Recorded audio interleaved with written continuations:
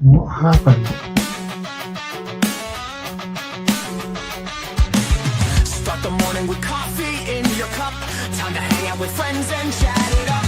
Bring a smile and good luck. Hit that like button and let's chat it up. Good times start with us, you and me. Good morning, welcome to the morning coffee show. Let's talk from in the shell and share good vibes and good times. Friends and friends that bend the senses. Let's get up, it's senseless. Welcome to the morning coffee show, where we bring good vibes and good times. Welcome to the morning coffee show with Super Fast Tortoise. Welcome to the morning coffee show, where we have the flow. Good vibes from head to toe.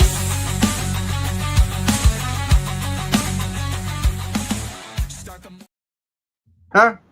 I just realized I forgot something. So I'm going to blow up Hillbilly and go take care of it. Say hello. Hey, everybody. So we're got an interesting topic today. MTG State of Design talk. We ain't going to talk about that right now. What happened? What's going on, Koji dude? I lost my video. Oh, Got a black screen. But I got my little screen. Picture in picture. I don't know what happened. we see you, but You do? yeah. Well, how do I blow this up?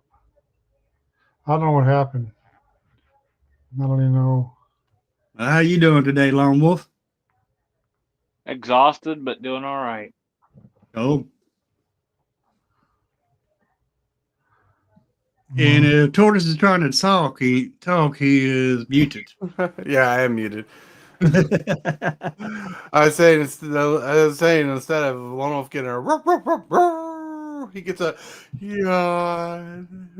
He's here. Stretch those muscles. Jesse Watson, hello. What's up, Jesse?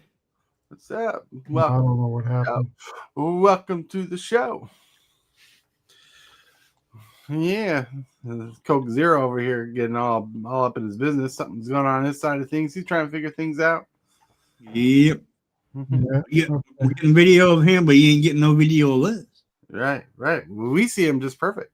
Yeah. He's muted. I don't know why. Yeah. All right. So, anyways. Oh no. How's this? I was reminded I can't unmute my guest. But now he went to his frame. That's interesting. But anyways, back to the show. Back to the topic. Hey, everybody. How you doing? Good morning. Hope you got your hot coffee. Hope you get your favorite libation. Hope you're enjoying your morning. Hope you're waking up, doing all the good stuff, having the fun stuff go around. Last night we did a live that was different, right? Yeah, it was pretty different. And I kind of enjoyed it. Yeah. Because I wasn't doing it by myself this time. Right. It was bros being bros with magic cards. Yep. Yeah. We just I was doing that kind of stream on all by myself. Mm-hmm. Right. Well, I wanted to go through cards, and God knows I hate doing that all by myself. And because when I go through cards by myself, I get involved with wanted deck build and stuff. I like see a card, I'm like, ooh, I can build a deck around that, or ooh, maybe this will fit in a deck. And I'm like, with people, it was a lot easier to go through because I was like reading cards off. That caught my attention. I had a blast with that. Scanned a bunch of cards in the Dragon Shield app so people can see what I got for trades. Cool. My friends. All right. Yeah. Wake up. Put on a little makeup. Why do you put ketchup on the table? Because you wanted to. If you know as long as I get some scrambled eggs with that ketchup, I'll be all right. Scrambled eggs. Tossed salad and scrambled eggs.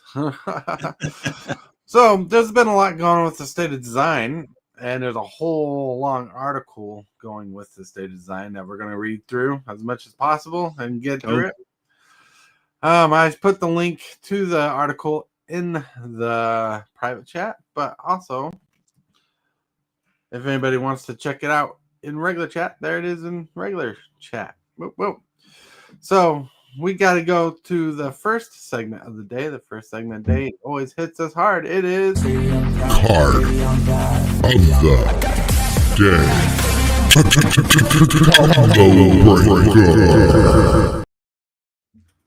day. Gambling Storm Shell. Ooh, this card is actually pretty good, especially in a turtle deck, right? So if we get this Ninja Turtle thing that we're speculating on, that'd be awesome. So Ambling Storm Shell costs 3 generic, 2 blue. It's a creature turtle, has ward 2. This is whenever this creature attacks, put 3 stun counters on it and draw 3 cards, which is nuts. Yep. But whenever you cast a turtle spell, untap this creature, so it gets around the stun counter. So every time you attack, you get to draw 3 cards. 3 cards. That's nuts. That's nuts. That's pretty cool. Yeah. I chose this version because I do own a copy of this version of the artwork. Yeah, it's pretty fun. It's from Tarkir Dragonstorm. Oh, Showmenchu. My words. Showmenachu. Hello. I hope that I said that right. Kenny the Geek. Good morning. Wonderful. Morning. Testudinis. Yeah. I hope I said that right too. I'm trying. Bye. Card of the day, the Ambling Storm Shell. Now, let's get to the picture of the day. Coffee and pizza in the morning is the ninja way to waking up.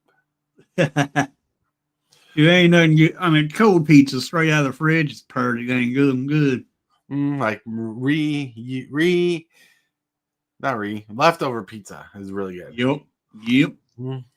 Leftover pizza that comes straight from the fridge, from the restaurant to the fridge, straight to the mouth. That's the preferred way.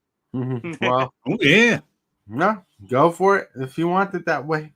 Me and my wife, when we make pizza, we like to buy, we like to make homemade pizza when we can. But when we buy like the store bought pizza, we get the oven bakes that the store offers that are like in the cardboard box that has that shows the pizza film that they put together in the store themselves. We'll get that, buy some vegetables, and we'll put some extra shredded cheese and up the topping level on a pizza. Yeah. So good. Whoa. But that's the picture of the day. Whoa. Sorry, my excitement just got crazy because I love Ninja Turtles. Because I love being a turtle. Too bad you got 3 characters on here that look the same. 3 tractors? 3 turtles that all look the same. Oh, yeah, with the bands. Yeah. I don't control what the AI does. All right. Nice. Heck yeah. Let's go. So, whoa. Where'd you go? Dude, where are you? We need to go on with the show now. Yeah, he was last here. He just poof. Woof. You know what that calls for? You know what that calls for? Armageddon, annihilation, white hot tentacles of doom spit fire, venom, screeching, help me, ruination, devastation, apocalypse now.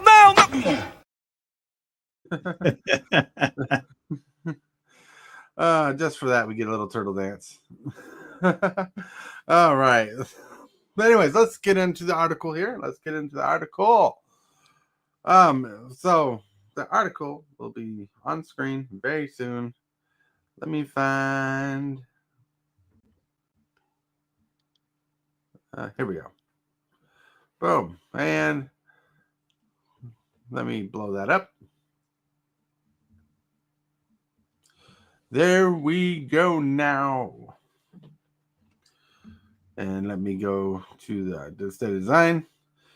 This is the design for 2025. This is when I became a head designer, says Mark Rosewater. The Magic the Gathering things I started doing, I'm writing an annual column that looked back at the previous Magic year with a critical eye examining what worked and what didn't work. I called it the State of Design article, and I modeled it after the U.S. President's State of the Union speech. While I had come head designer in 2003, the State of Design column wasn't until 2005 when the first year of sets I have overseen was released.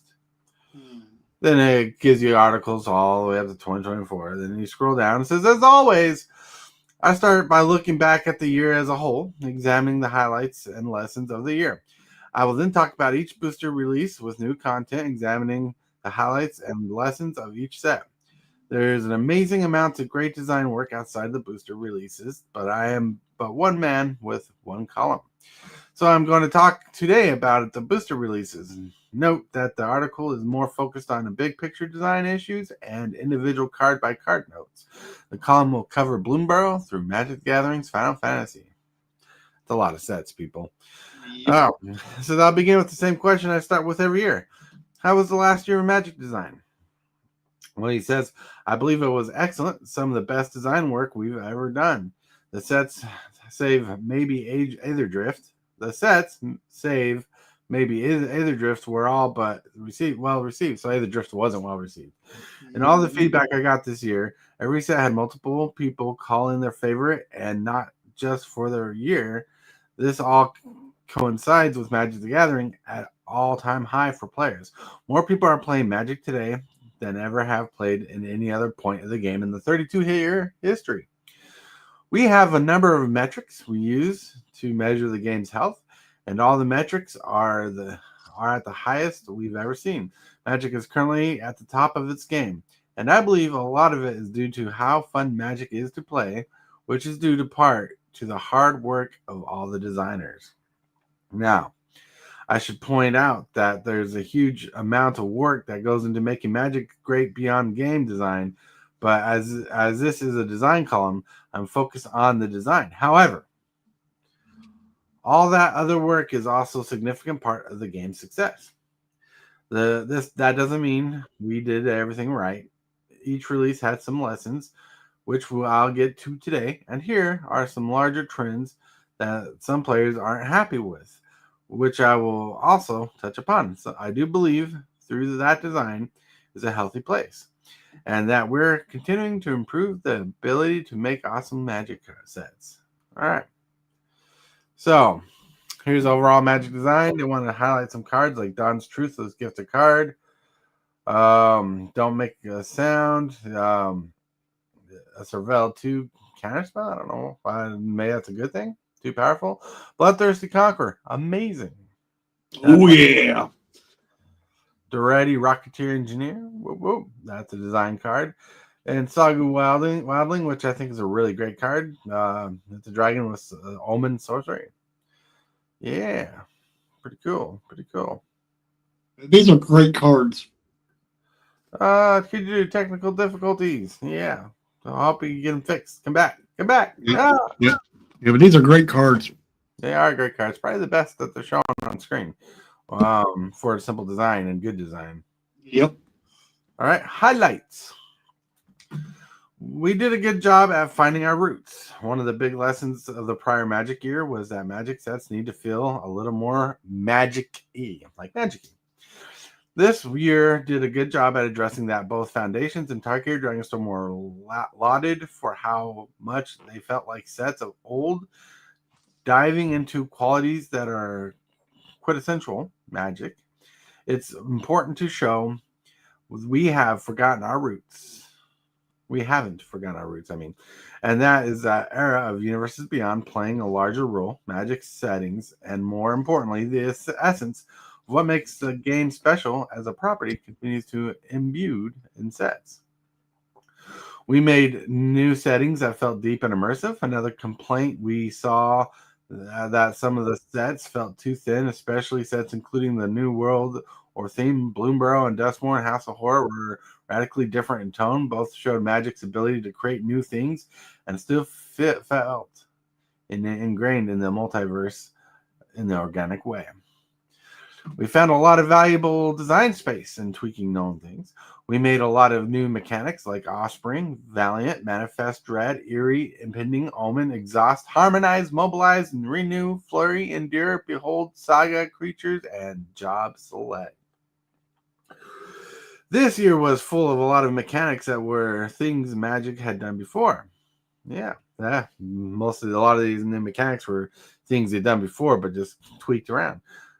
He says, but tweaked right there. Things we've done before, but tweaked. Maybe we were trying to improve upon the earlier mechanic. Maybe we were adapting it for a new flavor. Or we found cool new gameplay out of making a tiny change. This year's design got a lot of good work out of mining the game's past. meaning they're reusing old ideas. All right. We also found some new things to do. Gifting, rooms. I like the rooms. And start your engines, which is weird. Those were core elements of the sets they appeared in.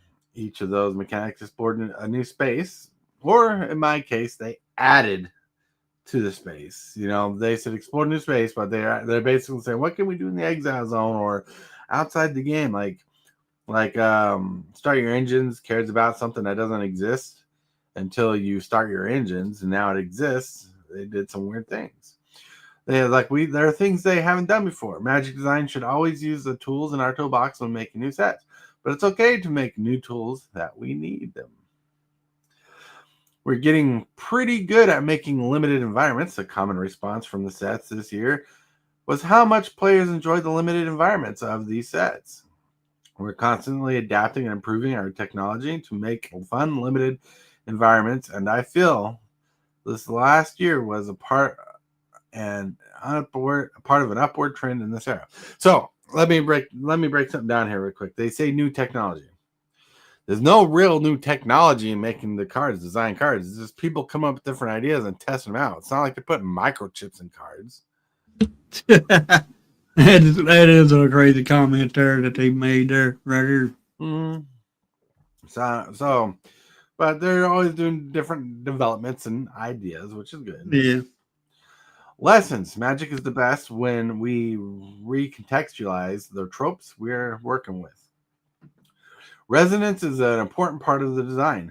When we explore new themes, there are certain expectations that it is important for us to hit in our card designs. But we need to be careful that we're doing our take on the trope, and not just repeating it without filter or any filter. Universes Beyond sets are where we should do straight illusions I think that's illusions, and not in a multiverse sets.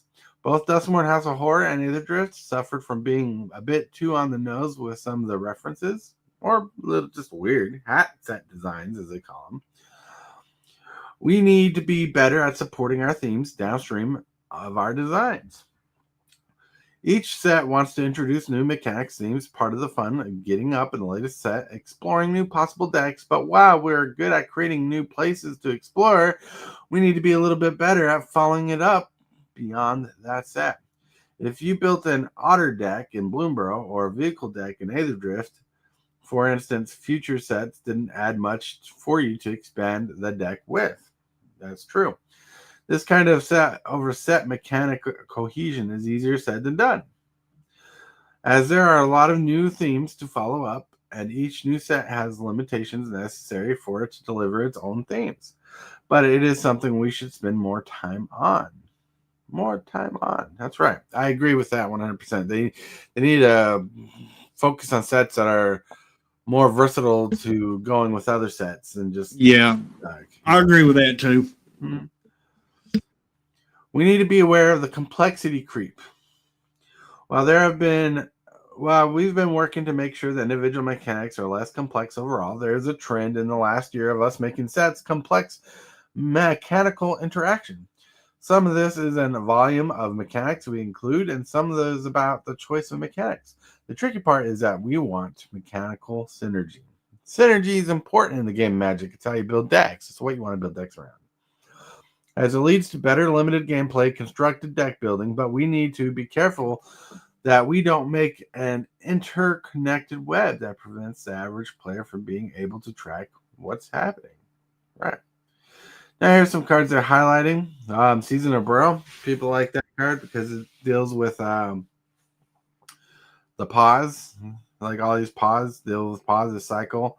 You know, it doesn't really synergize anything. It's just a fun thing. So you add the pods together and see what you can do to choose two, basically. All right. Hold on. All right. Nothing you can do there. It's pretty cool. Highlights. The interconnection of world building, creative design, and game design and artwork was a home run. All of our various teams at Wizards are talented, but sometimes the pieces of the sets come together to create something far more powerful than the sum of its parts. Bloomburrow was one such set. All the various choices made from world building to names and to flavor, text, to art on a card, mechanics blended seamlessly into making it a truly amazing new world. One that both explored things Magic had never done before, and yet also felt as if it was core, like something that the game could have done 30 years ago. It was a combination of familiarity and innovation, sometimes something that's pretty tricky to pull off very well.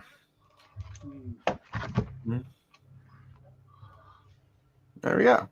Good to do you back. Yep. Yeah. Cool. Yeah.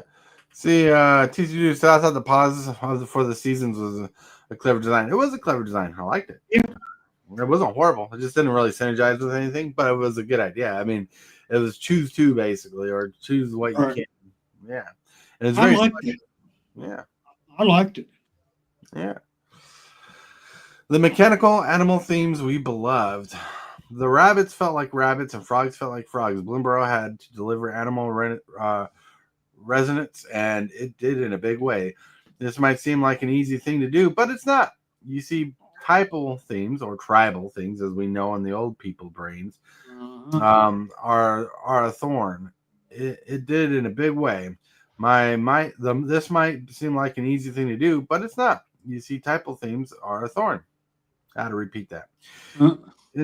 In the side of R&D, they're both wildly popular and near impossible to do well. Constructed once, complete literally, like linear, in the typal themes or tribal things, while limited requires interconnectivity between archetypes. For instance, you want your rabbit to reward you for playing other rabbits, while also being a card that players not playing rabbits, typal, will draft. Bloomburrow did our best job to date on towing this line. If you want to draft rabbits, you can. If you want to not draft a specific animal, you can. Having those two things coexist while still capturing the feel of the set is a huge win. Lessons. For some, the limited themes were too on rails. A lot of the time and energy were spent in design, making sure the rabbit deck could include a bird, a frog, and that's one of the challenges of stronger linear themes. It loudly communicates what players are supposed to do, and if enough players follow those cues, it becomes a reality of the draft. While I feel Bloomburrow is the best typal set we've designed, what doesn't mean is it solved all the problems of tribal sets. The number one complaint I got about the set was the draft was too on rails. Once you commit to drafting a certain animal, players felt like the options available to them lessened too quickly. The big challenge for the next tribal set will be how to play rabbits without play only rabbits. And you know what that set's going to be? Lorwyn. That's a tribal set. Yep. Hmm. There wasn't the right mix of animals. We should have had turtles in the set. Okay. That's what all right. For some, 10 animals were too many. 10 different factions, each with their own animal, caused a complex web that was too hard to decipher. We should have just had 5 animal factions. For other 10 animals weren't enough. I thought the set did well, but I guess that's a fair criticism.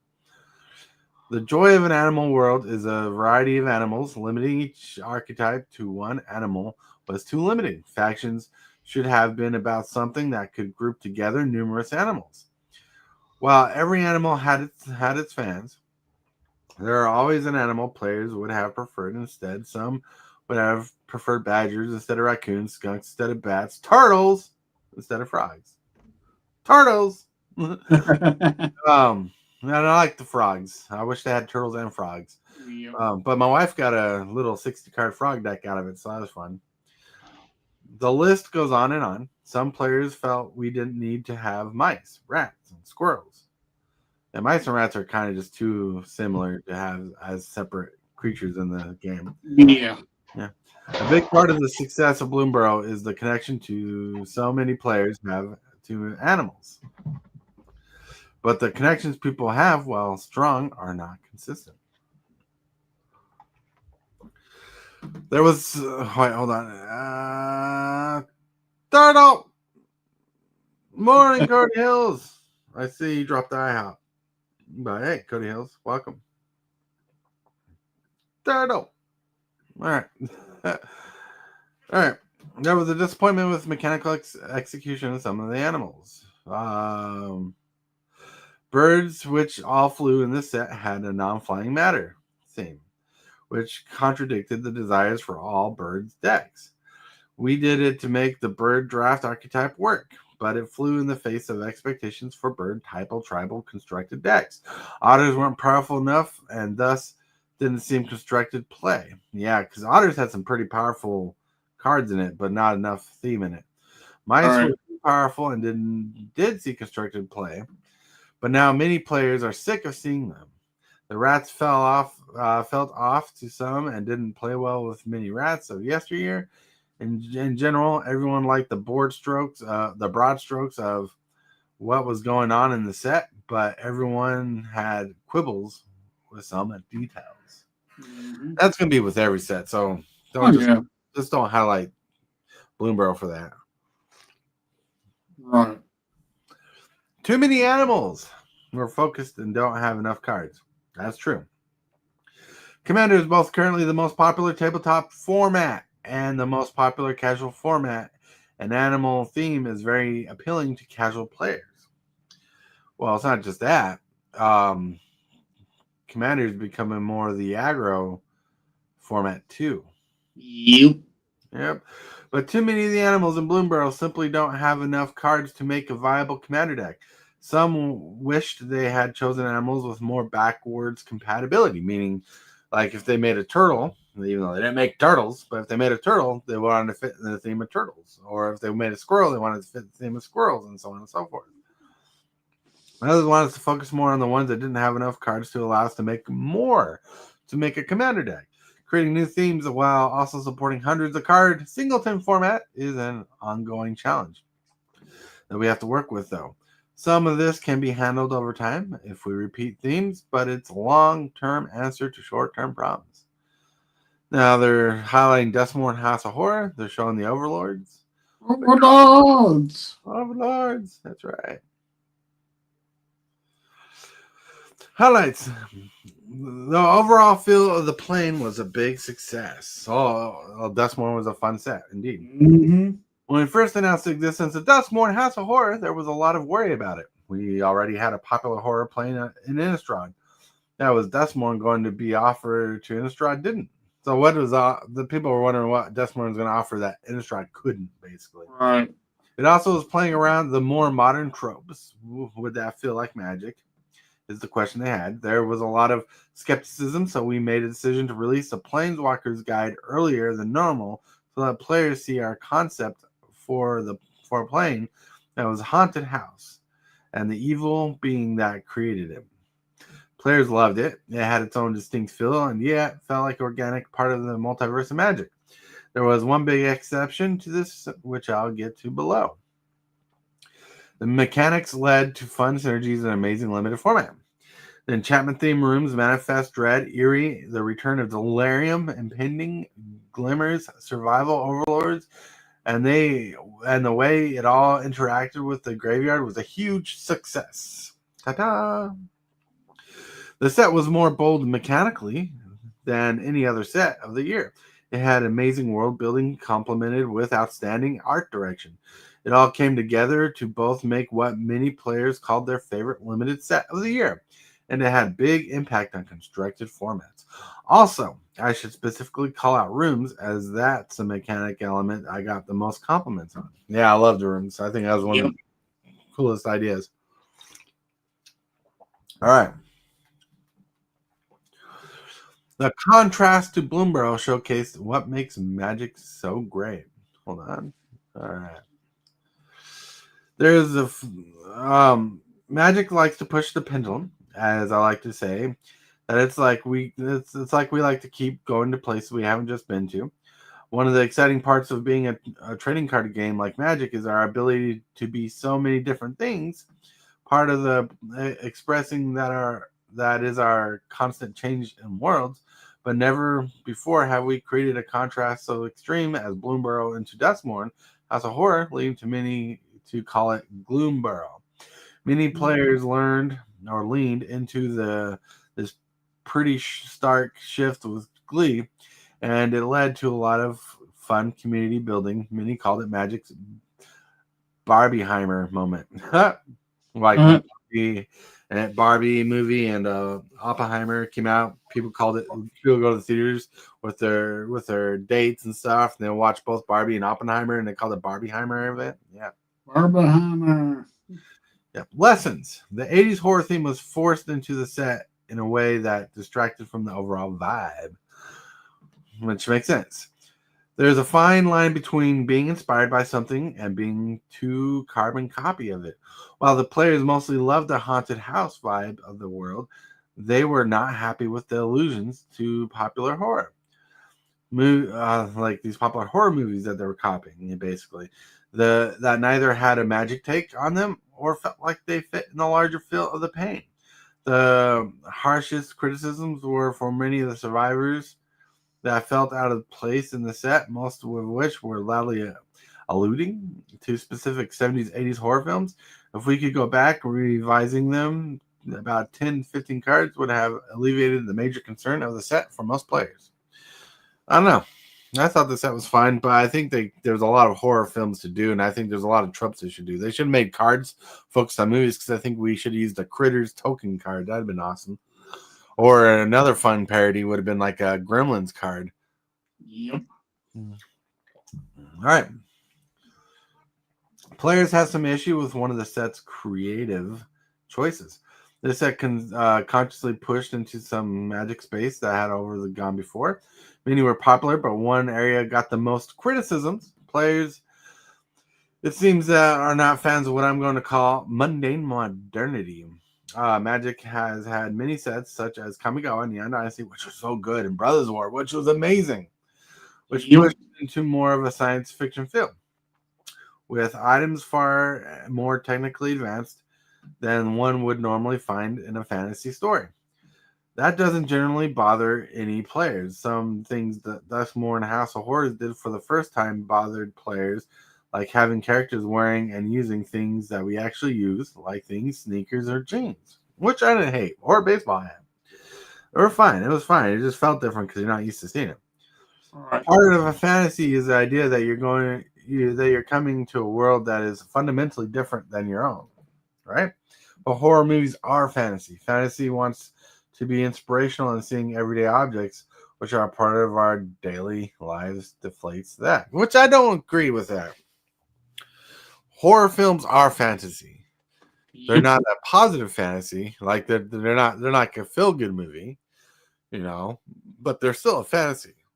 So I can see where people are complaining about this, but I think it's just dumb to complain about that because it fit a thing. Like a sneaker is a sneaker. It's not like they were copying Air Jordans. It's not like they're copying Reebok. It's not like their hats had like an Ash Ketchum Pokemon hat on it. It's just right. It's not like they were stealing trademarks. They were just using mundane items, and that's fine for that set. That was flavor in the set. The set had a little too much going on. The enchantment theme rooms manifested dread, eerie, and return of delirium, impending glimmers, survival overlords, and just the whole way into all interact with the graveyard theme was a huge success, but it was also a lot. For some players, it was too much, and that's something we have to be careful with. While I'm not sure what exactly I'd take out if we were going to go to the set again, I'm pretty sure I'd take out at least one thing, maybe two. I wouldn't take out anything. I'd just lessen the cards and focus on the flavor. Like I'd make, like, instead of having lots of rooms, I put in fewer rooms. Instead of having lots of overlords, put in fewer overlords. and so on and so forth. And I would break the set down. That's how I would do it. The Magic the Gathering Foundations, one of the best sets of the year. Got Johnny, Call It Pride, Kaido Cunning Infiltrator, and then General, is a huge hit. Chandra Flame Collar, which is bad. I pulled her. She's not that great. Vivian Reed, which is pretty good. Like, why do they nerf Chandra so bad? She's a good planeswalker, like character. They need to do her justice. You know, do justice. Let's see. Like, Crimpy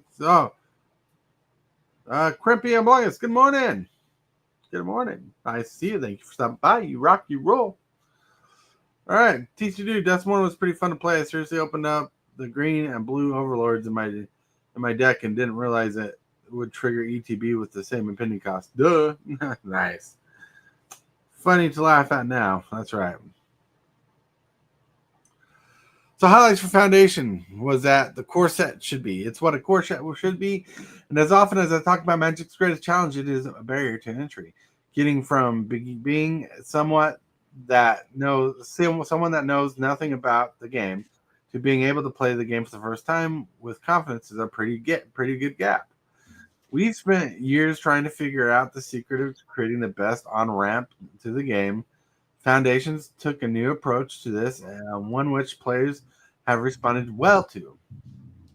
Rather than try to simplify things to make learning easier, Foundations inspired to excite new players. Yes, this isn't the easiest game to learn, but Foundation strives to show you why it's exciting, and so you'll want to learn. Well, Magic is easy to learn.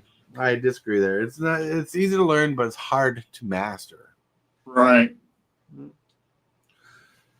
know, Foundations did a great job making this sales pitch using this card selection reprints of new cards to show off all the cool things Magic has to offer. This involving highlights of a lot of cool creative elements and deciduous mechanics that leaned into its complexity as a feature, not a bug.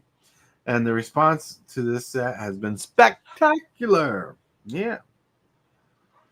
This set has great card choices. The Foundation's design team asked everyone at Wizards what exciting cards could get you most excited about Magic. It took all the data and found the reprints that it felt would make a most exciting set. Part of this year was also the decision to make Foundations an evergreen set that would be in standard for at least 5 years, which is confusing to the 3-year rotation. Think about that, Wizards. A core set that's 5 years in a 3-year rotation standard. Figure it out. It is crazy. Yeah, it is. The resulted is an excitement from the fans that sets that many have dubbed classic Magic. Yeah. It was meat and potatoes Magic. While the set didn't shy away from the complexity of what Magic has to offer, it did figure out how to make a set that captured the core experience of Magic without being something that would overwhelm new players. The choices leaned into intuition and flavor, allowing the cards to work the ways players should expect them to work, making a play experience that is welcoming and comforting. Yeah. The Foundations is an amazing set. Pick up some packs now if you got the money. Lessons. Some players are nervous about certain cards being illegal for 5 years. Yep. Well, the choice to make Foundations legal for 5 years did a lot to show our commitment to the new product line. Some of our card choices were creating some concern. The two concerns that players communicated to me most about was Line Elves and Omniscience. The former cards might warp standard in ways that could cause issues, while the latter might lead to broken decks. Some players felt the set didn't go too far enough.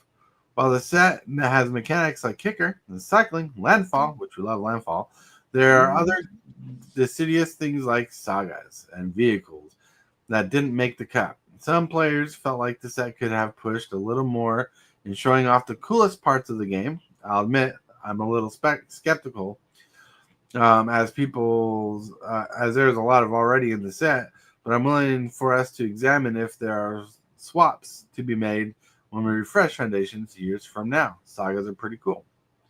Limited format was a bit tame compared to other drafts. Yeah, that's pretty much true. That happens, of course. That's a lot. While we feel the all randomized boosters should have limited environment, Foundations was limited concerns lower on the priority list than most sets. This resulted in a limited environment that doesn't have the depth that more enfranchised players or drafters are used to. All right. You got the drift. The drift. Players enjoyed having vehicles in the sets. Well, the vehicle theme sucked. Start Your Engines created an interesting limited environment, but Start Your Engines sucked. Getting to see 3 different planes in one set was nice. It was weird. Players preferred more emphasis on the planes and less on the race. That would have been true. Having 3 planes and 10 racing teams, many of the settings spread things too thin. It was weird. There was no focus. Sorry, I'm skipping this, but I'm not a really big fan of Vader Drift. The racing theme in general wasn't well received, no doubt. The set was a bit on the weak side and didn't offer a lot of constructed building. That's true. It didn't do a lot in constructed. It just got a couple cards and that was it. Now let's get to Tarkir Dragonstorm, where you got all the Dragonstorm cards. Woo. So pretty solid. The red one is the best, I think. Yeah. Anyways, highlights. We did a good job hitting our theme of Best of Both Worlds. The number one piece of feedback I got about the set was how excited everyone was back to Tarkir.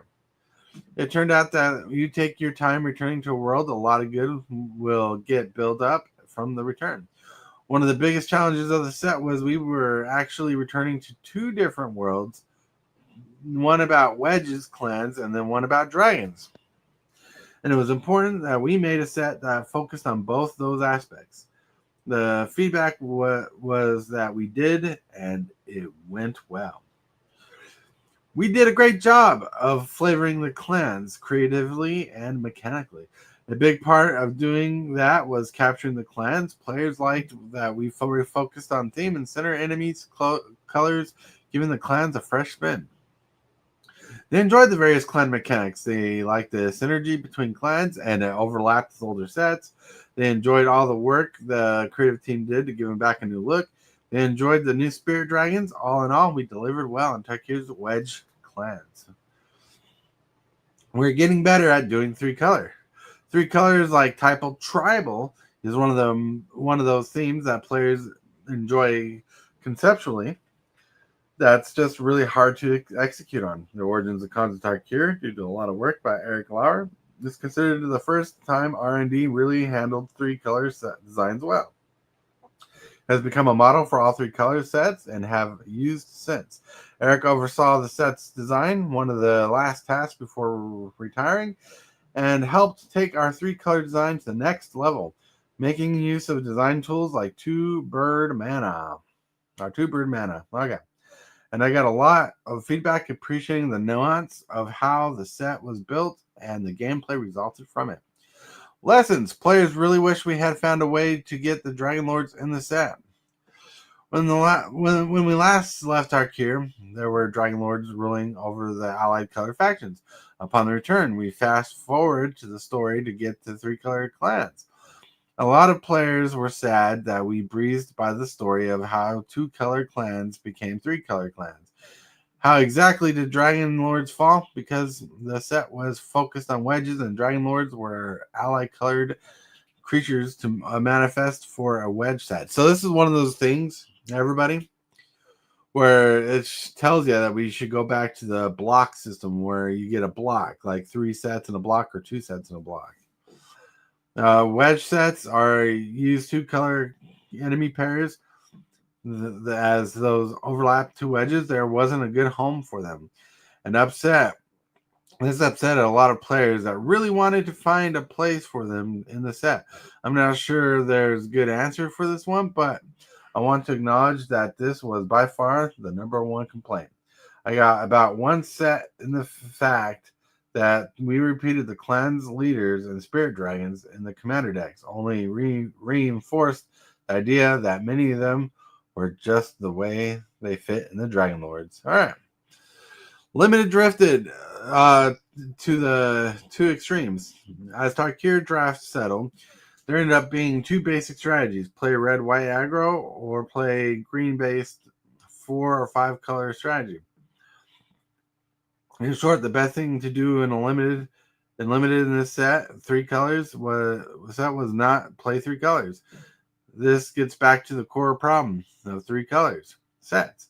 If the mana is too tight, 3 colors play has too much variance, as the power of your hand was based on what land you draw. True. If the mana is too loose, you play the best cards of every color and end up playing 4 or 5 colors. Once you do the latter, it's hard for any archetype to pick up its own best cards, because so many other drafters are splashing for them. Omen spells look too much like adventure spells. That is very true. Players in general like the gameplay of omens. The biggest note about them is because they looked a lot like adventures. Players wanted to play them as such. The reason omens shuffle themselves into your library was to allow the designers to make dragons stronger, which is important in a set of dragons. This is another problem without a good solution, as we want to expand extra spell mechanics, but there was so much flexibility in card design. All right, my friends.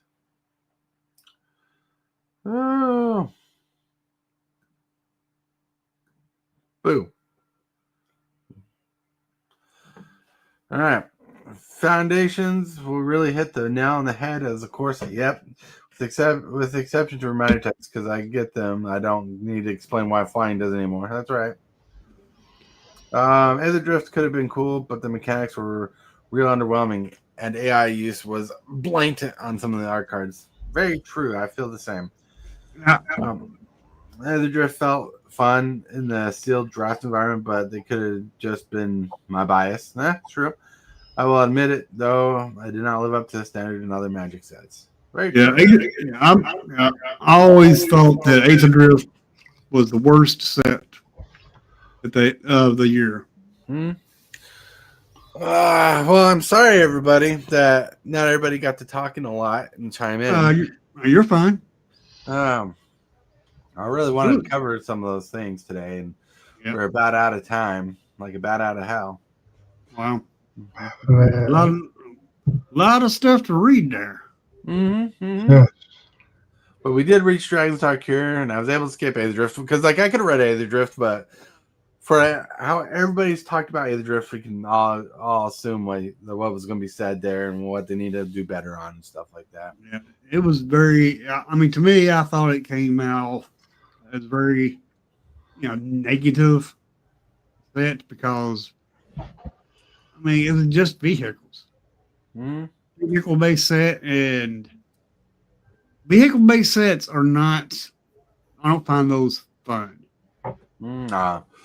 Vehicles are a little complicated. Like, even though they're easy to use, strategically they make the game more complicated to play because you got to think around tapping a creature to activate a creature, basically. Correct. It is just. I'm not a big fan of vehicles. Never have been. But I did run a couple of vehicles in a commander deck, but I hardly ever play those vehicles. But it's just, I'm just not a big vehicle fan. No, I'm not a big vehicle fan, but I won't shun down a vehicle because vehicles can be good set in the game. Like, remember Thoptercopter was the most busted vehicle designed at the moment when not Aether Drift, but when your favorite set came out, Hillbilly. What was that set? The special artifact set. I know what you're talking. Where you come? Kaladesh. Kaladesh, yeah, Kaladesh, whatever they call it now, but Kaladesh, yeah. When Kaladesh came out, the Thoptercopter was designed, and it was one of the most busted cards in the format. It was insane. Lots to learn from. And thank you for subscribing. I appreciate it. Oh, man. So we're gonna have to pick this up tomorrow to finish this off. We reached our limit. That's crazy, but that was insane. I need to save that. But anyways, So, my friends, we need to get to this segment. Hit that subscribe button. Become a part of the creep. Too much to take. Show is lit. MTG3, are you game? Rise, creep, rise. Building a following as we gain. Spitting fire like a dragon. No one can bring us down. MTG3 in the house. We own this town. Ripping through the beats with a fury. Whoa, everybody! We're at the shills section, the thrills section. Oh, we got Coulee, dude. I feel bad for him. He hasn't been on the show in a while, and he didn't get to speak a lot. Yep. That's all right. I enjoyed hearing your voice. I mean, Yeah. I don't know what was going on. What's going on? Yeah. My voice. Anyways, That's all right. let's start the shindig off. Not here for me. Yeah. You're How here about for you? Creep. Hey, you- everybody. It's good being on the show again. I don't know when I'll be back on, but nice seeing my son in person there and Hillbilly. And anyway, the song of the day is, I'll make it fast. Song of the day is Superstar, and that's what it's off this album. I don't know if you can see it. Mm-hmm. Spirit by Earth, Wind, and Fire. Huh? Shining Star, not Superstar, excuse me. Because he is a shining star. His Mm-hmm. brightness is getting brighter. So kudos to Super Fast. Kudos. All righty, that's all I got to say. I'll let you guys have your piece. All right. Peace. Hey, Lone Wolf. Oh, thanks for having me on, guys. Next time we talk about this, I'll give you my opinions on some of the sets. Oh, yeah. No doubt. Let's get Tortoise and Hillbilly up to 1,500 subscribers. We're getting there. Mm-hmm. Oh, yeah, we're getting there. Hillbilly. Hey, everybody. I'm going to try to do another arena stream this afternoon. Arm permitting. I've been having problems with my right shoulder, my arm going numb. So if it's like that, then I'm just going to do some more card scanning this afternoon.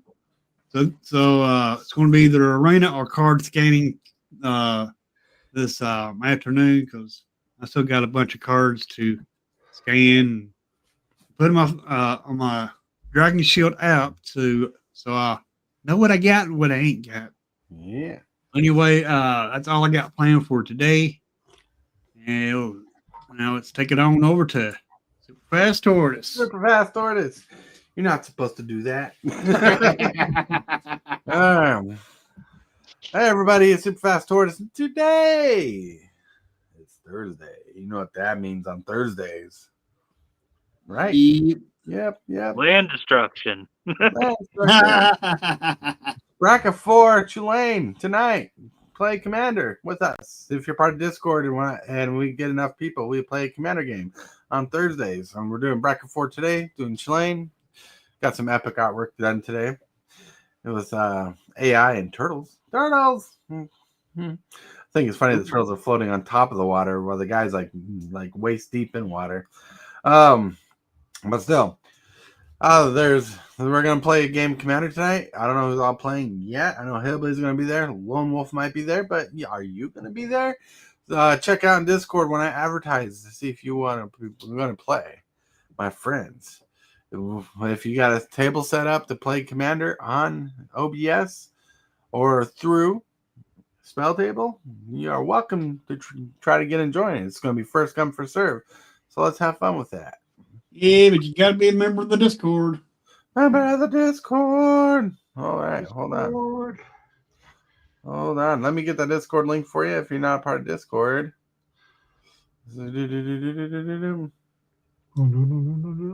That's right. Gotta make the special effects. That's right. Discord link is in the chat now. Whoa. With that, my friends, I want to thank you for being here. Thank you for hanging out with me. Thank you, Hillbilly. Could you do Lone Wolf for being here? Everybody in chat, you rock your roll. Thank you for subscribing. Thank you for liking the video. Let's hope we have a good day. And we're gonna finish this article tomorrow. You know the sad part about this? I hope that's not copyrighted. That's from Pac-Man. That's a sound effect I got from my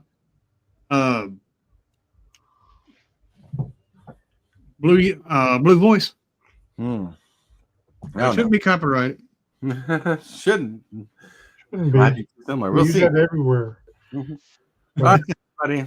Anyways, I want to remind you that you're loved, that someone's thinking about you. And if you can, say and or do something positive for someone else today, because you might be the change in need. And tomorrow. Mom says hi, loves you. Mom, I love you too. Wow. And all right, Al. Catch you when I can. Yeah. All Yeah, right. everybody. Peace, One love, thing- and rock and roll. I want to thank you, my channel members and subscribers, for being a part of the channel. Let's get to that outro. I want to thank you, channel members of the channel, for supporting this creep the way you do. You are awesome. And you subscribers, everybody that subscribes, you're doing amazing too. Thank you very much for all that you do.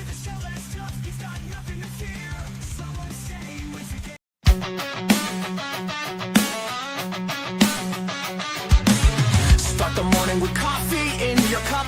Time to hang out with friends and chat it up. Bring a smile and good luck. Hit that like button and let's chat it up. Good times start with us, you and me. Good morning, welcome to the morning coffee show.